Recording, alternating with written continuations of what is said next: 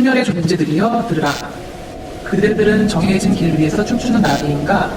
아니면 스스로의 바람으로 운명의 물결을 가르는 배인가? 모든 것이 예정된 것인지 아니면 그대들의 선택이 세상을 바꾸는지 그 질문은 시간의 시작부터 끝까지 울려 퍼지노라.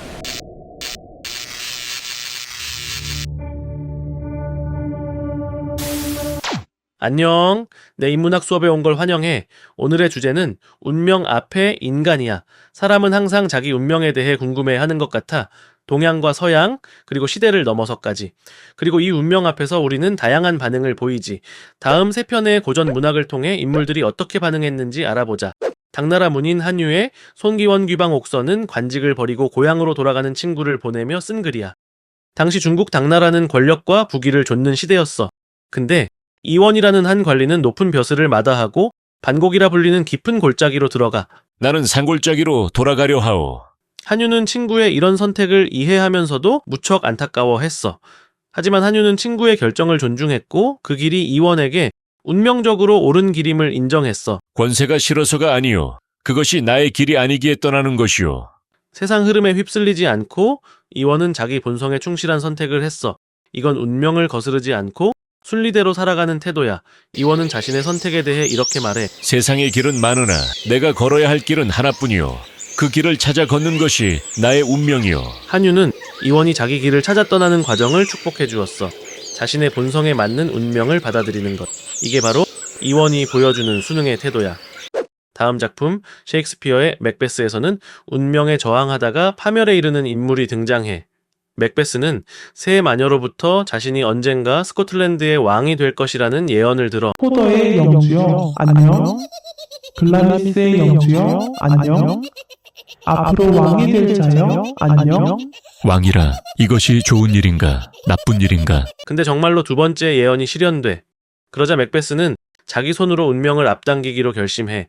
덕망 높은 던컨 왕을 살해하여 왕좌를 차지하려는 계획을 세우지. 당신은 야망이 있지만 악함은 부족해요. 위대해지고 싶다면 악행도 마다하지 말아야 해요. 감히 할 수 있을까. 그는 나의 왕이자 내 집의 손님인데. 그렇게 맥베스는 왕을 죽였어. 인간이 운명을 조작하고 신의 질서에 도전한 셈이지. 결과는 같지만 그 흘러가는 과정을 바꾼 거야. 피로 만든 역사는 그 대가를 치러야 했지. 끊임없는 공포와 불안. 이 손에 묻은 피 넓은 바다에 물러도 씻을 수 없구나. 오히려 내 손이 바다를 붉게 물들이겠지. 여기서 맥베스는 또다시 운명에 저항해. 세마녀는 맥베스에게만 예언을 한 게 아냐.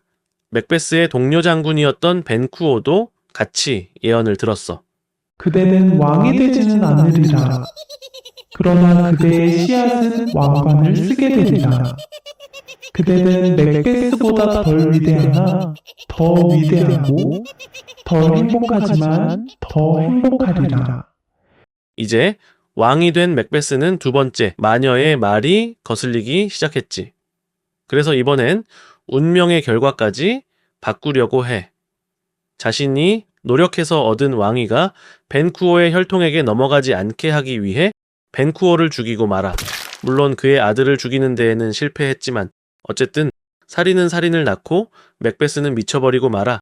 권력을 얻었지만 내면의 평화와 인간성을 잃어버린 거지. 인생이란 걸어다니는 그림자에 불과하구나. 불쌍한 배우가 무대 위에서 잠시 설치고 분노하다가 이내 잊혀지는 바보가 짓거리는 이야기. 소음과 분노로 가득 찬 아무 의미 없는 이야기. 자, 맥베스의 이야기는 인간이 신의 섭리와 질서, 즉 운명에 저항할 때 일어나는 파국을 보여줘. 스스로 운명의 주인이 되려 했지만 결국 어떤 것에도 주인이 될 수 없었지. 저주받은 놈이 나를 믿게 한 그 말. 두려워 말라. 어떤 여자에게서 태어난 자도 맥베스를 해치지 못하리라. 그러나 맥더프는 제왕절개로 태어났구나. 운명은 생각했던 것보다 더 복잡하고 예측할 수 없어. 운명에 저항했지만 결국 또 다른 형태로 운명은 그를 이끌었지. 마지막 작품은 스페인의 칼데론이 남긴 인생은 꿈이야. 예언으로 인해 갇혀 살던 한 왕자에 관한 이야기지. 세이스문도는 자신이 탑에 갇혀 있는 이유를 알지 못한 채 쇠사슬에 묶여 탑에서 살아왔어. 장차 자신의 아들이 폭군이 되리라는 별자리의 예언을 들은 아버지 바실리오가 태어나자마자 아들을 탑에 가둔 거야. 내가 지은 죄가 무엇이지? 태어난 것 말고는 어떤 잘못도 없어. 그러던 어느 날 바실리오 왕은 예언이 틀릴 수도 있다는 생각이 문득 들어 그래서 세이스문도를 깊은 잠에 빠뜨려서 몰래 궁전으로 데려와 왕자의 자리에 앉히지. 내 아들이여, 네가 운명을 이길 수 있는지 시험해 보려 한다. 잠에서 깬 세이스문도는 처음에는 어리둥절해. 근데 생각해보니까 갇혀 있었던 게 너무 억울한 거지. 그래서 그 억울함을 막 분출했어. 내가 왕자라고? 그렇다면 이제 복수의 시간이다. 자, 세이스문도의 폭력성을 본 바실리오 왕은 황급히 아들을 재워서 다시 탑으로 돌려보내. 다시 깨어난 세이스문도는 방금 전의 경험이 꿈이었다고 생각하지. 삶은 뭐지? 환상? 그림자? 허구. 모든 꿈은 꿈일 뿐. 세이스문도가 탑에 다시 갇힌 사이에 민중들이 반란을 일으켜 세이스문도를 다시 왕궁으로 데리고 와.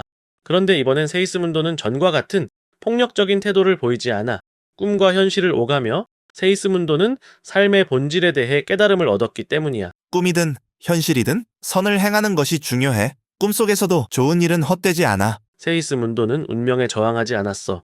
그렇다고 운명에 순응하지도 않았지. 폭군이 될 수도 있었지만 스스로 성찰을 한 뒤에 지혜롭고 자비로운 왕이 되기로 했어. 꿈속에 있다 해도 깨어있는 것처럼 행동하리라. 여기서 우리는 인간이 운명을 대하는 다른 태도를 볼 수 있어. 인생은 꿈이요. 꿈속의 꿈일지라도. 세이스문도는 각성을 통해 진정한 자유를 얻었어. 별들이 운명을 예언할지라도 그 별빛 아래에서 자기 삶을 만들어냈지. 이렇게 고전을 통해 운명 앞에 선 새 인물을 만나봤어. 운명의 물결에 순응하는 것이 때로는 가장 큰 지혜입니다. 나는 운명에 저항하여 내 손으로 미래를 바꾸려 했소. 운명에 순응하지도 저항하지도 않아. 그 안에서 깨달음을 얻고 실천하는 거야. 세 작품은 각각 동양과 서양 그리고 다른 시대에서 탄생했지만 모두 같은 질문을 우리에게 던져. 너는 운명의 주인이야? 아니면 운명에 휘둘리는 존재야? 고전이 위대한 이유는 수백 년이 지나도 여전히 우리에게 본질적인 질문을 던지기 때문이야. 지금 이 순간 너는 인생을 어떻게 마주하고 있어? 순응하며 흐름에 맡겨? 저항하며 바꾸려 해? 아니면 그 안에서 깨우침을 얻어? 고전이 우리에게 가르쳐주는 것은 결국 정답이 아니라 질문이야.